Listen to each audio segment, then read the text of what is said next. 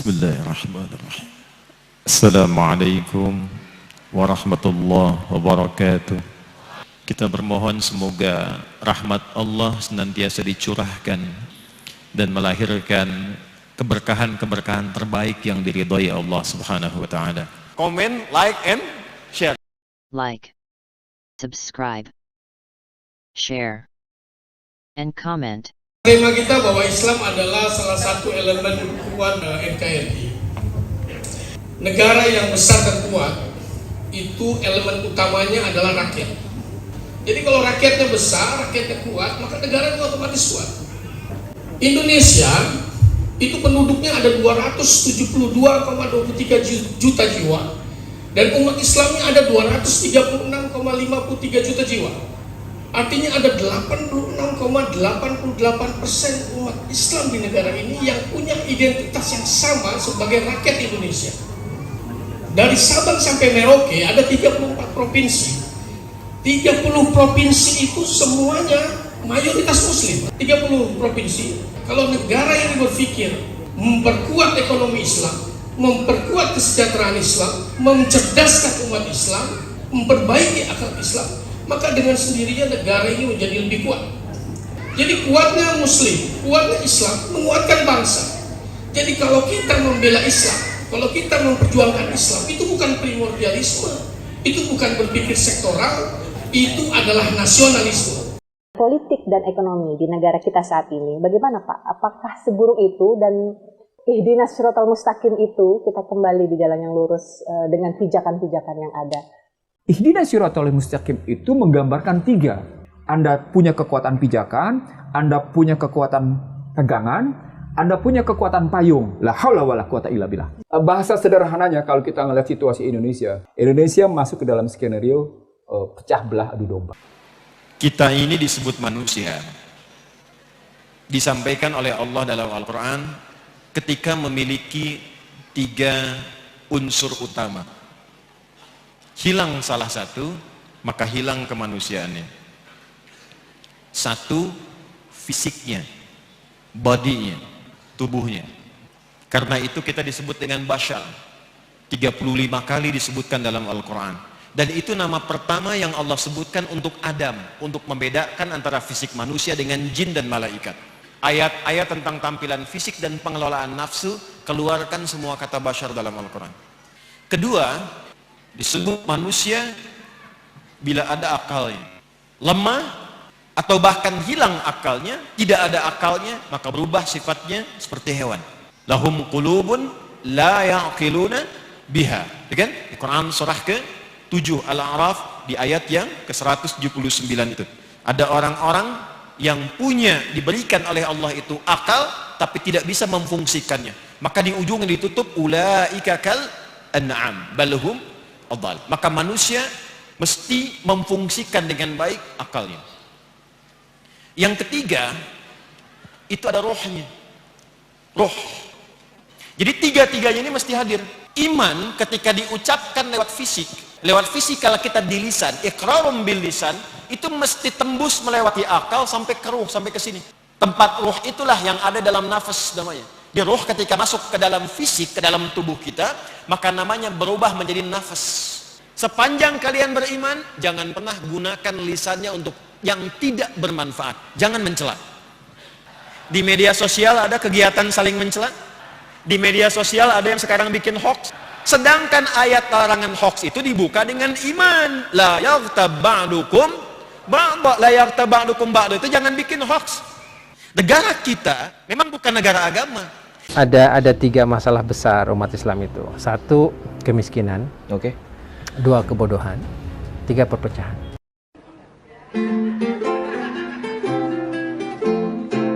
Pemilihan umum telah memanggil kita, seluruh rakyat menyambut gembira. Hak demokrasi Pancasila, hikmah Indonesia merdeka. Pilihlah wakilmu yang dapat dipercaya, mengemban amanah yang setia.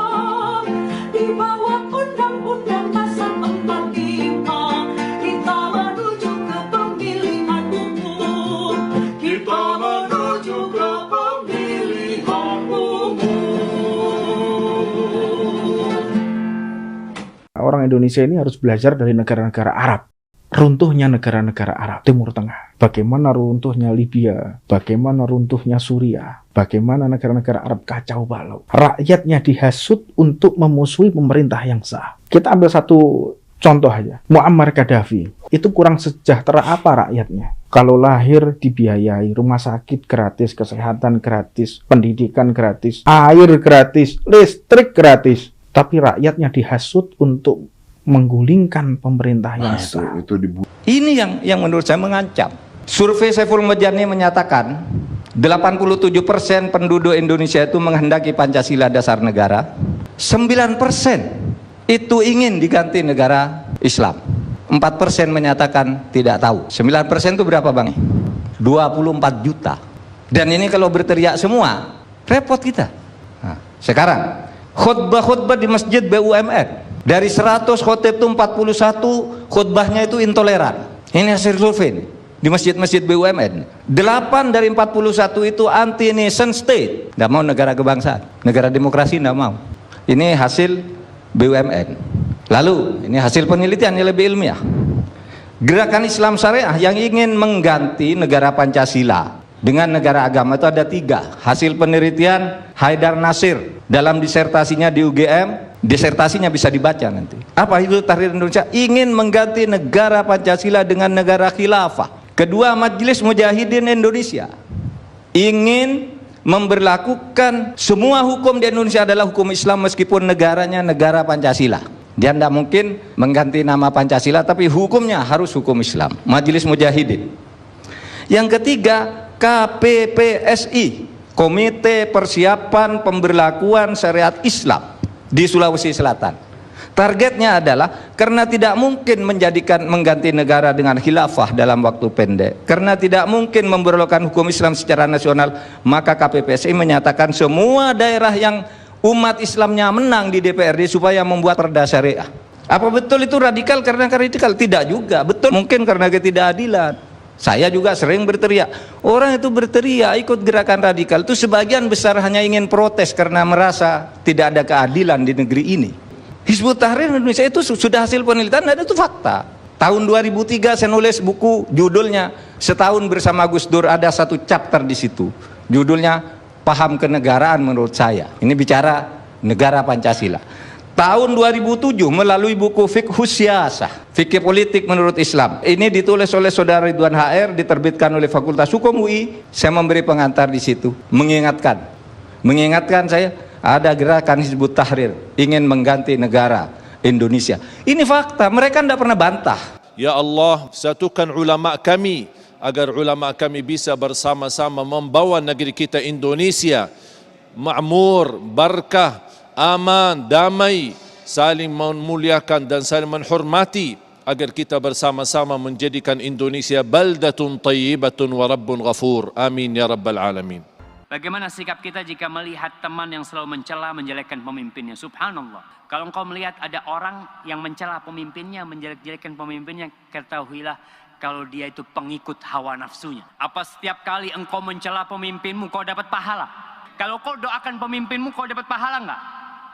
Dapat. Masya Allah. Kalau kau doakan pemimpinmu, bisa enggak Allah merubah pemimpinmu? Bisa. Kalau kau tinggal memohon, ya Allah, berikan hidayah kepada pemimpin kita. Allahumma ya Allah, bukakan pintu hidayah. Jagalah mamanya dan wakilnya dan seluruh jajarannya. Jaga mereka dari segala mara bahaya. Berikan petunjukmu, berikan hidayahmu ya Allah. Semoga mereka bisa membawa negeri ini kepada negeri yang baldatun tayyibatun rabbun ghafur. Amin. Katakan doa itu, dapat pahala dan Allah bisa. Allah tinggal kun. Keren itu bahasa Arabnya keren, seperti Ustaz dan Hidayah. Keren itu tidak merokok. Keren itu bahasa Inggrisnya bagus. Keren itu manajemennya bagus. Keren itu time manajemennya rapi. Astaghfirullahalazim, astaghfirullahalazim, astaghfirullahalazim. Allahumma ansurna ala al-qawmi zalimin. Tolong kami menghadapi orang yang zalim ya Allah. Wansurna ala al-qawmi al-munafiqin. Bantu kami menghadapi orang-orang munafik. وانصرنا على القوم الكافرين. Bantu kami menghadapi orang yang ingkar terhadap kedatangan Nabi-Mu ya Allah. La tusallit alaina man la yakhafuka wa la yarhamuna. Jangan kau angkat pemimpin kami orang yang tak takut kepadamu dan tak sayang kepada kami ya Allah. Allahumma rzuqna imaman adila. Berikan kami pemimpin yang adil ya Allah. Allahumma dafa' 'anna al-ghala wal waba wal fahsya wal riba wal munkar. Jauhkan dari negeri ini segala malapetaka, bencana, musibah, riba, zina dan narkoba. Jauhkan dari para pemimpin yang aniaya ya Allah.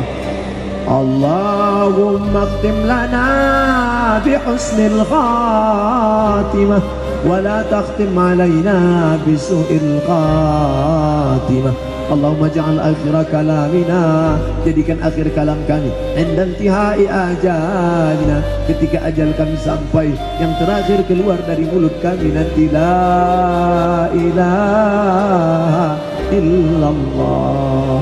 Rabbana lana minas salihin. Sesudah kami mati, anak-anak kami yang soleh melanjutkan kepemimpinan negeri ini ya Allah. Allahumma rzuqna rizqan halalan tayyiban mubarakan. Berikan kami rezeki yang halal penuh berkah supaya bisa menyokong pemimpin untuk tegak di atas syariat-Mu ya Allah. Allahumma rzuqna ziyarata baitikal atiq. Berikan kami rezeki supaya kami bisa berkunjung ke Baitullah ya Allah. Hadanallahu wa iyyakum ila dinil haq. Billahi taufiq wa hidayah. Assalamualaikum warahmatullahi wabarakatuh. Takbir.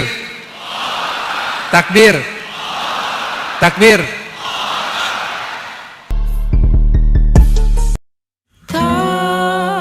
Terima kasih. Karin mohon undur diri. Subhanakallahumma wa bihamdika asyhadu an la ilaha anta astaghfiruka wa atubu ilaik. Billahi taufiq wal hidayah. Wassalamualaikum warahmatullahi wabarakatuh. Waalaikumsalam warahmatullahi wabarakatuh. Terima kasih. Wassalamualaikum warahmatullahi wabarakatuh.